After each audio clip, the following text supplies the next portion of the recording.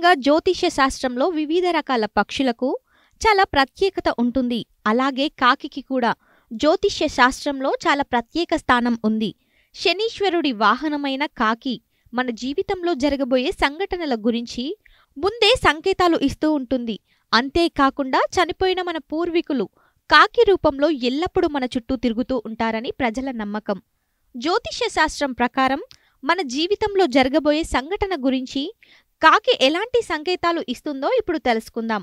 సాధారణంగా చనిపోయిన మన పూర్వీకులకు పిండ ప్రదానం చేసిన తర్వాత కాకి వచ్చి ఆహారాన్ని తింటుంది. ఎందుకంటే మన పూర్వీకులు కాకి రూపంలో వచ్చి పిండ ప్రదానం చేసిన ఆహారాన్ని తింటారని ప్రజల నమ్మకం. ఒకవేళ పిండ ప్రదానం చేసిన ఆహారాన్ని కాకి తినకపోతే చనిపోయిన మన పూర్వీకులు అసంతృప్తిగా ఉన్నట్లు భావించవచ్చు. మనం ముఖ్యమైన పనుల మీద ఇంటి నుండి బయటకు వెళ్తున్న సమయంలో కాకి వచ్చి అరుస్తూ వెళ్ళిపోతే అది శుభశకనంగా భావించవచ్చు.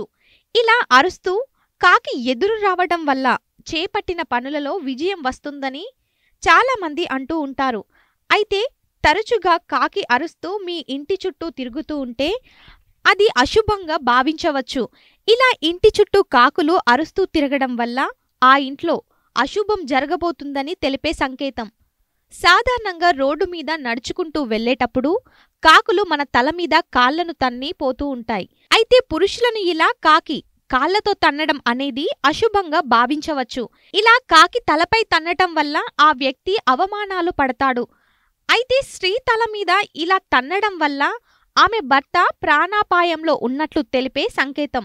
మీరు ఏదైనా ముఖ్యమైన పని మీద బయటకు వెళ్ళినప్పుడు కాకి ఆగ్నేయ దిశగా రావడం చూసినట్లయితే మీరు అనుకున్న పని నెరవేరుతుందని, ద్రవ్యలాభం పొందుతారని సంకేతం. అలాగే కాకి మన ఇంటిపై కూర్చొని పదే పదే అరవటం మన ఇంటికి చుట్టాలు రాబోతున్నారని తెలిపే సంకేతం.